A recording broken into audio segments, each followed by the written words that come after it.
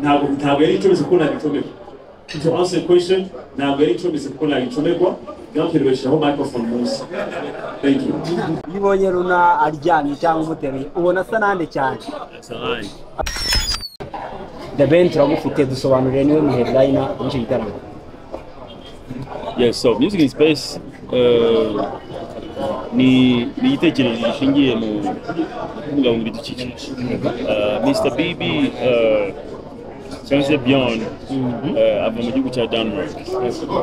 Ni umushoramari ariko ufite urukundo rudasanzwe kuri planet. Ku buryo arebye ngira ngo ku isi hose yasanze bimwe mu bihugu byitwara neza mu kubungabunga ibidukikije ndetse especially muri Afurika u Rwanda buzi ku mwanya wa mbere. So mu rwego rwo kuba fier y'icyo kintu niyo mpamvu yatangiye music in space mu Rwanda. Amaze imyaka igeze muri 5 akora ibintu byinshi bitandukanye ku isi, mbese be giving a back and up. So this is one of those. Ariko ingiri special kuko noneho ni gitaramo, ni festival, investment yashizemo utita cyane ku mafaranga ashira mu bintu ushaka kubona ita ku gaciro nabo ita ku giciro. Urakoze cyane. So ano mpamvu event bishatse binashobotse yaba n'ubwo yabaza ya event show that it's a free concert and we're enjoying ariko understanding initiative iri behind it. So ariko aravuga ati reka none tubigire wenda 500 ashiraho n'izindi gihumbi ndetse n'izindi 200 bidactable kugira ngo nyine wenda bigire ubundi gusobanura ariko bigire balance. Ariko mu byukuri anabishatse yavuga ati it's a free concert ariko abantu bazi understanding why we need to protect our planet. The Ben uri mu headliner ariko ejo nibwo ndimo ndabitekereza nshingiye kuri performance yawe yo muri BK Arena. Ushobora kuba ariyo show ya mbere wakoreye mu gihugu ubaye munini utari mu headliner. The Ben ku kitaramo byinshi usanga ari muhanzi uri muri ibyo bitaramo by'umwihariko ibereye mu gihugu. That's a weird question. It's actually always has to be a headliner with Thomas. Si yo show ya mbere wari ukoze utaramo headliner yajyana mu Rwanda.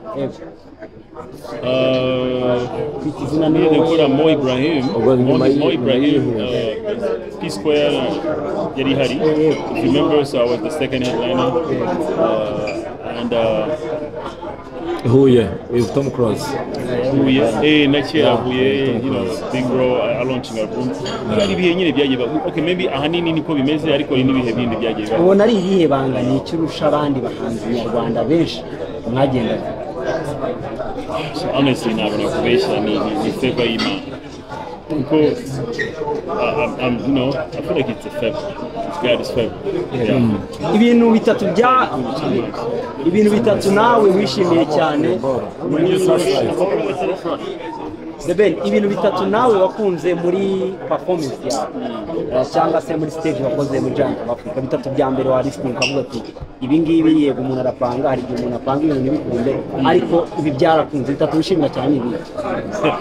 Cya mbere nuko nakoze nirinze kuvuga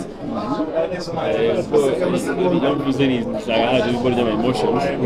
So nirinze kuvuga kugira ngo utari nirinze kuvuga kugira ngo you know ngeringe kuri business gusa. Cya kabiri nakunze engagement y'abafana. Dufite fan base iteye ubwoba mu Rwanda, kuvuga muri rusange ku muziki nyarwanda. Urabona ko abafana b'umuziki nyarwanda bari niye dukora big legend Masamba ava Uganda, tumaze kuyitara mu kiza Uganda yishimye avuga ngo u Rwanda umunyarwanda ajya muri konseri aje kubanza kumenya ngo ibintu birashya. But I think what I saw muri GOA abafana they came ready, baje biteguye kurya show, and I think menya barumbishije ibyo legend wacu yavuze baravuga ati gatwisubireho. But I also think we have one of the most amazing fan base muri Africa. So icya kabiri the engagement y'abafana. Icya gatatu nishimiye ni Nindi muri zimwe nashize kuri line up nari nsanzwe nshaka kuri line up kugira ngo murabizi ko indirimbo nyinshi ntabwo naziririmbye nari indirimbo ngo naremeye roho yanjye ntabwo naririmbye kandi indirimbo abantu bakunda ntabwo naririmbye ndaje indirimbo abantu bakunda cyane so ariko nacometsemo ndi w'i Kigali already going to go kuri line up but the vibe was crazy so I was happy ko line up ya indirimbo zanjye nakoze yagenze neza kuba considered nk'umwe nk'umupafuma mwiza mu bahanzi banini nka Ayastar Daniel Timaya ukumva abafana bavuga ati The Ben ni umupafuma mwiza like wumvaga urimo kuyumva gute the feeling is nziza ariko nanone bigoye kwisobanura urumva like njyewe maze almost over 10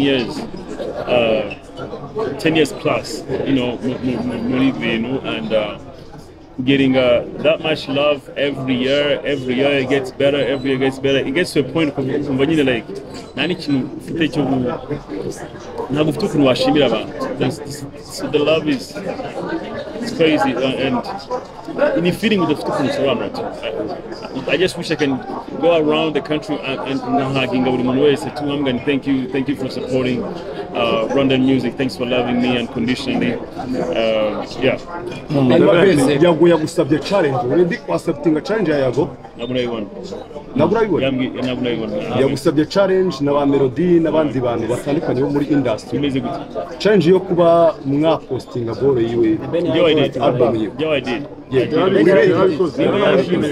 yarabishimiye ko kuba bikoze abo Ben unabonye ushimira Tom Cruise ibintu bibiri abantu batazi kuri Tom abonye wongeye kumushimira ko bari yagize kuri career yawe ibintu bibiri abantu batazi kuri Tom ibintu like ibintu byinshi barabizi ibintu abantu batazi kuri Tom abantu benshi bazi ko Tom rero ngiye kuvuga okay icyambe niba nako benshi batazi kuri Tom is funny buriya hey ubona ari serious Tom is funny and ahana kwicira ashobora gusetsa wadasetsa so it's very funny n'umuntu uba funny and then ubona kana muhuje nawe bari kumeza I mean yo ese ko giye gusekera naye ndaseka nako sigara ariko Tom arafite joke n'abantu bagaseka mu buzima busanzwe me nanyisekana nawe tukajyana ariko Tom ashobora kubita joke akahita holding agace tukabanza gufanya gurika then yeah so cyakabiri abantu batazi kuri Tom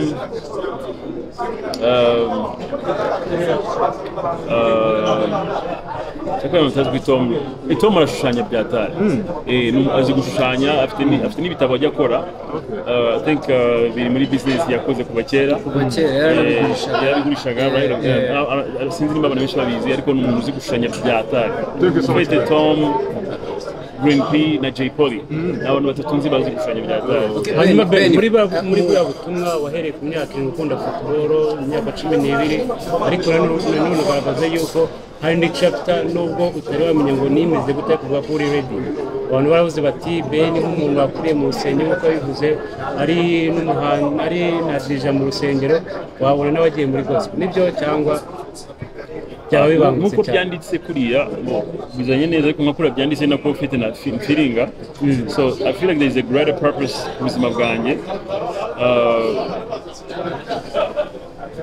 nibaza ko Imana ishobora kunkoresha so sizabakoresha vuba ukabonye kuri stories hari ibyo postinze so personally ngende umukristo ariko nibaza ko nubwo ndi gukora music ishimisha abantu igisha urukundo cyangwa se igisha good morals nibaza ko igihe kirekire kwegereza ibyo nkorera Imana strictly and I think tugushimira twabonye amafoto kare ku mbuga nkoranyambaga ni umwana bivuga ko ari uwanjye sinzi naho byemera ifoto hari yawe na niya Pamela niya Luna ubona wowe ari nde mubasa cyane nabonye ari nakibazo cyabazaga ibonye Luna aryamye cyangwa umuteruye ubona asa nande cyane asa nkawe wakoze cyane niba bishoboka njye nashaka kugushimira first of all wakweretse ko ushobora gukina zira music instruments ibyo ni ibintu bigiye gukomeza abantu bitega ko Ben kuri stage tuzatumubona ari gucuranga birabyuma nk'uko abikoze ari kuri iriya stage. Ikindi cya kabiri ugiye gufite tour yo mu Burayi, ugiye kujya mu Bufaransa ndetse uzagaruka hano mu Rwanda usubire mu Bwongereza. Wabiteguye ute ko ari ibintu byinshi, ni ibintu biremereye bigusaba imbaraga, urabitekereza urabitegura gute, urumva uzahereza abantu package wateganyije? Ikibazo cyiza kuva nakwamamaza ko ngiye gukora world tour ya plenty, imijyi myinshi yahise isaba ko tuyisura, so byahereye ufite kuba the moment twanawusize ko dushaka kuyisura iyo mijyi gukora world tour. Byagiye ni challenge ko hari imijyi yegeranye, nk'ubu turava muri Lyon, muri weekend turi muri Lyon, and I'm looking forward to Lyon. I feel like it's going to be a very great show. Turava muri Lyon tujya muri Sweden, Oslo, I think that's the city. Turava muri Sweden tujya muri Norway. So cumi n'eshanu muri Sweden, cumi n'eshatu muri Norway, then kuri 23 tugaruke mu Kigali, then 29 tujya mu Bwongereza, muri Coventry. All the best of things. Why turi hano nuko dushaka guprotectinga isi muri rusange, by'umwihariko igihugu cyacu gifite record yo kuba cyita ku bidukikije. Dufite igihugu kiri green murabizi, ndetse biri no mu bintu by'anisikaranze kuvuga ati reka ntangire mu Rwanda igihugu gifite cy'intangarugero, if I may say so. Murabizi ko igihugu cyacu cyarwanye cyaciye amashashi so long ago. Ibindi bihugu birakacira mu right now, mugihe ibintu byitwa amashashi n'ibintu plastic byagiye bicika hano mu Rwanda kuva kera, so ni ibintu tugiye kwishimira, and I believe that's why bibi yatekereje kuza hano mu Rwanda kugira ngo kibe cyo gihugu aheramo muri world tour afite music space, so ni ikintu cyo kwishimira. Ni byiza ko abantu banastandinga ndetse namuraza kudufasha kubwira abanyarwanda ko kuza mu gitaramo nagaruka kubona The Ben gusa aririmba, nagaruka kubona Kirisora akwita umuziki mwiza, no kuza none kuri gushyigikira initiative mu rwego rugari tu. Tukaba dufitemo n'abayobozi b'igihugu cyacu batandukanye, harimo abayobozi b'umujyi wa Kigali ndetse n'abandi batandukanye. Shaka kumeshinga ntashobora cyane, ariko nzi neza ko bazadushyigikira kandi already dufite support yabo, niyo mpamvu actually doing it muri Kigali ndani. So thank you so much. Njyewe personally I'm very happy kuba ndi part yacu, ndetse nibaza ko n'abahanzi bagenzi banjye nabo bari very happy yabyo. So thank you so much for coming. God bless you guys.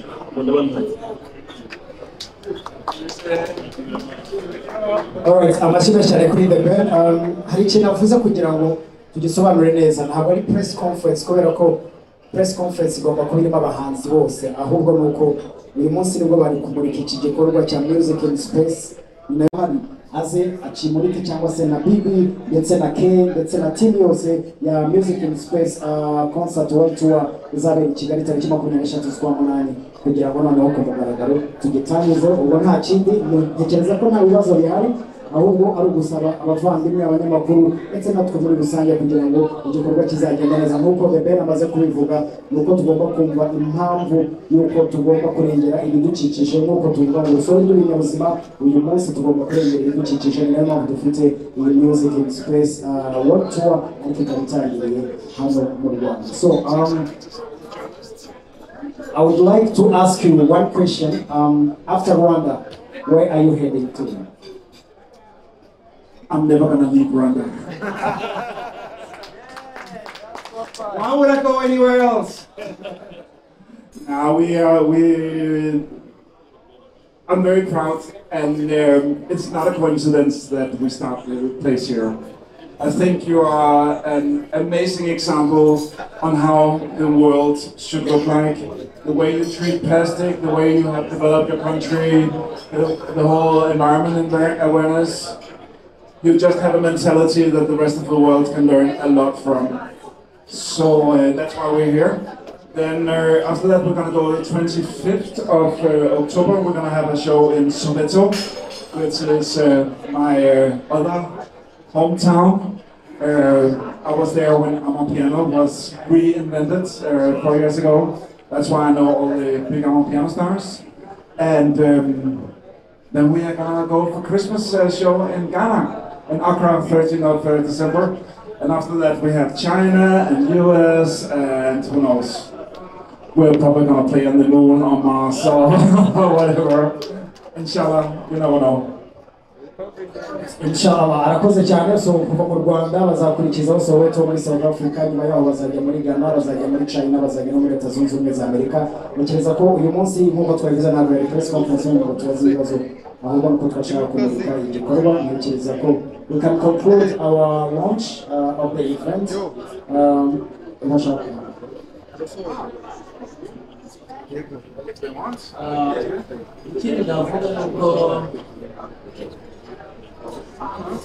Ikindi navuga yuko music space yazanye amahirwe mu Rwanda, kuko nk'ubu hari indirimbo zimaze gukorwa nko mu Bushari, hari indirimbo afitanye n'abahanzi bo muri South Africa, Keniso nawe nuko. So ndibaza ko mu rwego rwo gukomeza kuzamura umuziki nyarwanda hari amahirwe twabonye kandi tuzagenda tubigeraho. Ndibaza ko rero abantu twagakwiye kubafatirana cyangwa se kubasigasira nabo kugira ngo bakomeze bateze umuziki wacu imbere. Okay, sawa, arakoze cyane. Maze kumbwira ko nyuma press conference araza kubaho no kwiyakira kugira ngo nizo snacks umuntu agenda zifashe abari biscuit, tuba tugomba kugendana no mugisha tukagenda tunariye n'abamwe. And then sinzi ko twakwakira ibibazo bitatu ko niko yaransabye kugira ngo twihutishe kugira ngo n'umwanya baduhaye kuko bambwiye ko umwanya bafite uri ku minota twagiye. Thanks a lot, Mr. Lucky. It's a pleasure to be here in Uganda with Mr. Tiger and the bossman, Dusa. One question for Mr. B. I said you're gonna be at Accra in Ghana, that of our one region artist in Uganda, the Ben. Are you gonna be with him in Ghana? That's a question for you. Ikindi kuri the Ben, no wenyine umaze kwerekana ko ari kumwe cyangwa se wiyemeje ko ari kuri musical space mu bahanzi batangajwe, kandi bimwe twavuga ko kubantu bamutegereje nk'abanyarwanda umuhanzi munini muri musical space abenshi babyise kwicisha bugufi, uretse niwe umuntu watangaje bwa mbere ko ari uri ahangaha. Ikindi kiraza kuri Joshua, kuki abandi bahanzi ndabyibuka turi ihuye yakibajije Ariel Ways ndamubaza iki avuga kuri musical space, then arakamesa why abandi basigaye nta kintu barayivugaho, nawe ngerageje kubibaza babisimbuka. So are you going to travel with the Ben, Soweto, Ghana and China? So, I didn't understand all of the question because it was not in English, but what I can say, you can take the other half of the question. We are a different festival in that sense. Everybody that is on the festival is banned except you. Yet, we haven't done that with you yet. We have songs with everybody. So, everybody coming here is bands and artists that we are collaborating with. We don't just do a festival and then call all kind of random guys. Everybody except the Ben yet is people that we have met and collaborated with, been in the studio with.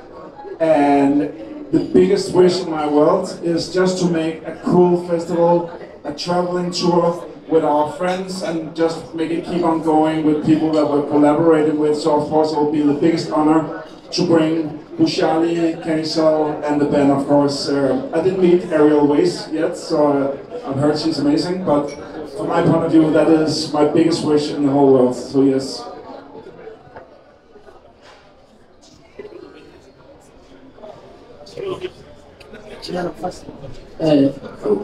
Wari wavuze ko nta bandi bahanzi baragaragaza ko barakivugaho, maybe wenda nkeka ko ari uko akimubajije avuye mu yindi show ariko ucekinze cyangwa se urebye ku ma platform y'abahanzi buri muntu wese yapositinze ko azagaragara muri iki gitaramo.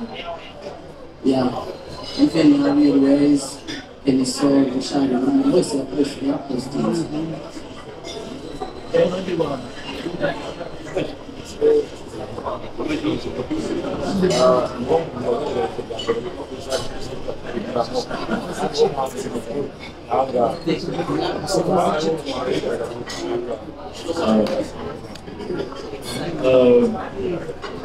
Nk'uko nabivuze ofite biterwa na understanding ya initiative ya iki gitaramo. Nibaza ko umuntu wa mbere bayumvise mbere ubwo nahise mba engage already. Nahise engage muri yo. That's why.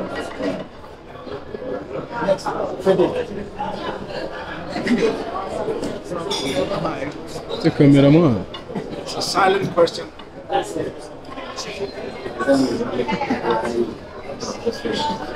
Avuze yitwa umusozi w'umugezi by'umwihariko Detroit style. Ikibazo cyanjye cyane kuri The Ben gukora performance nziza muri Nigeria mu gihugu cya Afrika. Bamwe banavuga ko yaba ariyo performance nziza The Ben akoze mu myaka 15 amaze ku muziki. Urateganya iki cyangwa wabwira icyo abantu batekereza kuzaza kureba ibyo wakoze muri gihugu Afrika? Bishingiye kuba venue ubwayo isanzwe ari ntoya ugereranyije n'izisanzwe ikoreramo, ntekereza ko kandi venue bwa mbere ngiye gukora igitaramo, bamwe bakavuga ko ni venue uruta wowe nka The Ben. Urabwira icyo abantu, iki gituma abantu baza kureba bazi ko baje muri venue yo kwiranga kandi bakoze bunini ubahereza ibintu byiza akoze.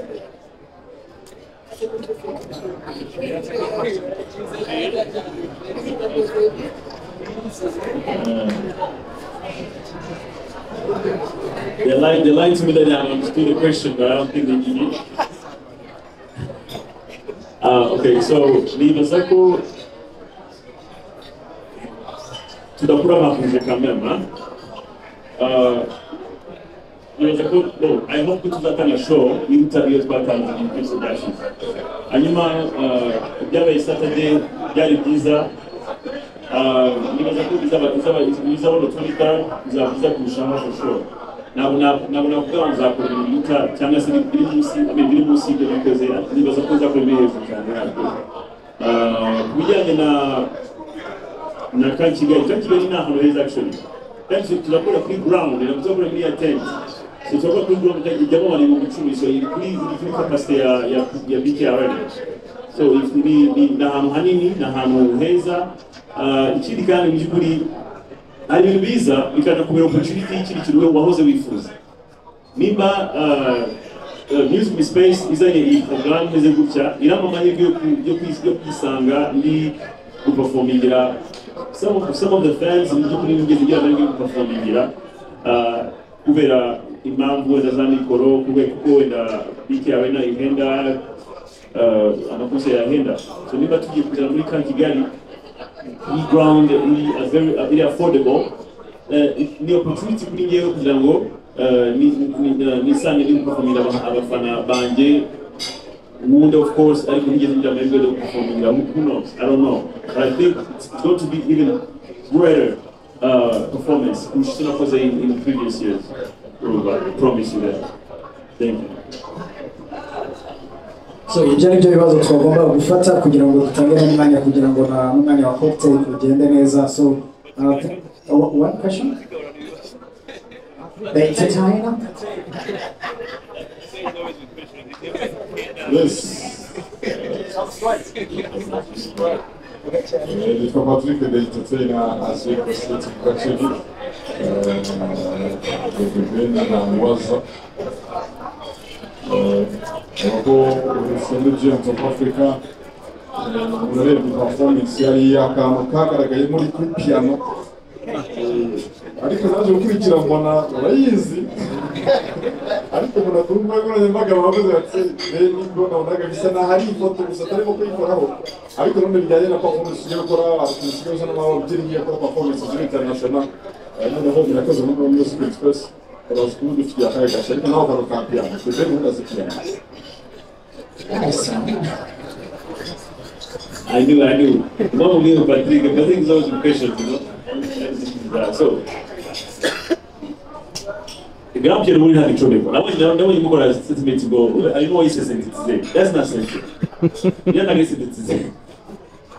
So, grandparent like the trouble, grandparent ni éviter. Il a sound making of the microphone has him mostly. And I think before the concert, najia mbona marekisho najia na shabi social media zangu to playing piano, to playing guitar. These are things we know so but I think some of these stories is share entertainment. To me, I feel like that should get it why none of it is the side because I thought it was just part of the entertainment and showbiz and everything. I think ntabwo yari icyo kubona gitomekwa. To answer the question, ntabwo yari icyo kubona gitomekwa. Grandparent bashyiraho microphone munsi. Thank you. Last question. Chemia cyonyine bro. Umwanya bamujije mani yakuje. Performance. Teguye iki kintu. Anzubaza leta bisubiriza rimwe. Yes, murakoze cyane. Ikibazo cyanjye kiri kuri The Ben Tiger Beat. Abanyarwanda bishimiye performance wakoze cyo ntabwo bukigarukeho n'ubu ngubu biracyavugwa. Ikibazo cyanjye hari akavideo kasiragiye uri guhoberana na Daniel. Abantu bakibaza bati se kandi hano mwavuganaga iki ese twitege collabo. Ikindi kibazo nyuma ya konseri hari amakuru avuga yuko umurinzi wawe Yantare yaba yararwaye akikubita hasi hariya. Uraza kudusobanurira se Yantare ameze ate ubuzima bwe bumeze bute murakoze. Murakoze. It's what we see in the amakuru ku isi. First of all, I want to ask you, is it going to come back in next coming years? Yes. Like this? Reoccurring, we want it to be a reoccurring thing.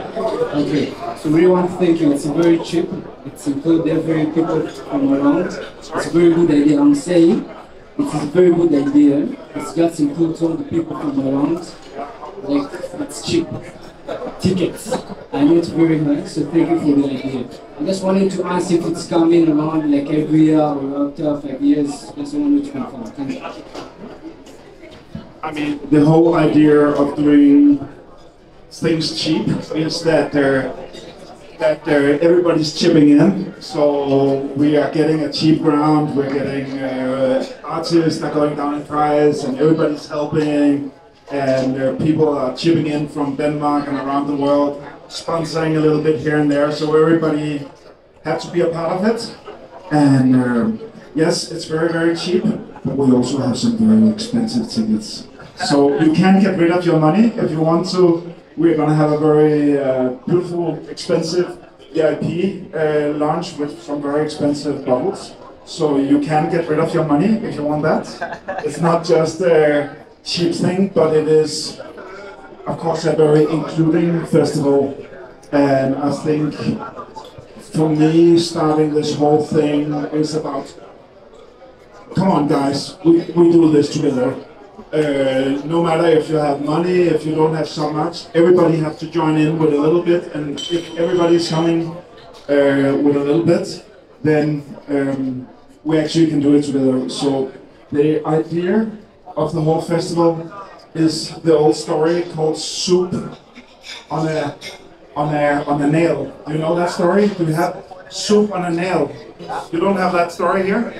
No, it's a famous story. So it's gonna be a little story. It's gonna take a minute to tell him. But there was a traveling guy. He went. He was very hungry. He didn't have any. It's like me, hungry. Didn't have so much, but he had a little. So he knocked on the door and tried to get something to eat, but nobody wanted to give him anything to eat.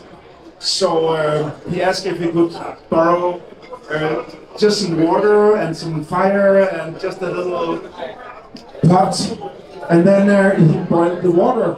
And then he just said, if I can just have a little bit of salt. Then he put all the water, started boiling it, and then he said, this is the best soup I had in my life. And people said, oh, this guy's crazy, he had a soup with just salt. And then he said, oh, if there was just one onion in it, just one onion in it. And I said, okay, I had an onion, so he came with an onion. And, nah, just one carrot, just one carrot. And I was, oh, and just a little bit of chicken. And before you know it, all the city, all this village was together around this big pot, and they had the most beautiful soup, and it tasted amazing, and was only made soup on a nail. Isn't that a beautiful story? So that is Music in Space. Everybody is chipping in with the little we have, and together we can make soup on a nail.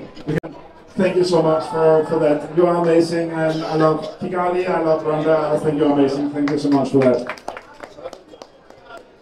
So ikibazo cy'umuvandimwe oya ndabyibuka ntarameze gute any project with Kiss Daniel sibyo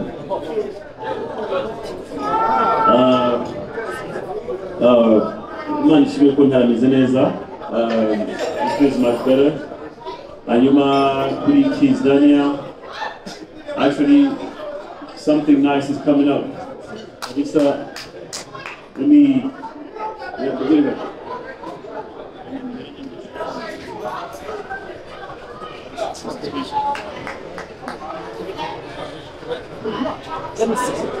So yaramubwiye ngo I do love your music and then I prefer to do something with you. So we definitely work on something. We are going to sharing a contract outside, so you know, he's a superstar, and I'll be happy to work with him. So yeah, something nice is coming. So next we are going to eat. We are going to make some. Join hands together. Sit down. To supporting initiative. Ngeri yose ishoboka kugira ngo bibi yumve ko mu gihugu cyacu dusapotinga sicyo. Ushinge tubeke twabwira kandi Kigali izaba yuzuyemo abantu. And also understanding why we need to protect our universe. Yeah, our planet. Thank you guys. Thank you, Bill. Thank you, Ben. Thank you, Kay, and thank you, Josh. Thank you so much. Thanks for bringing Music in Space in Rwanda. Keep loving Rwanda. Rwanda is beautiful. Rwanda is open. Keep visiting our country. You are safe here. Don't worry. You are safe and you are staying here. Thank you guys. Thank you so much. Mukanya reka noneho tubanze turebe icyo twakora twirire man byose ni kimwe.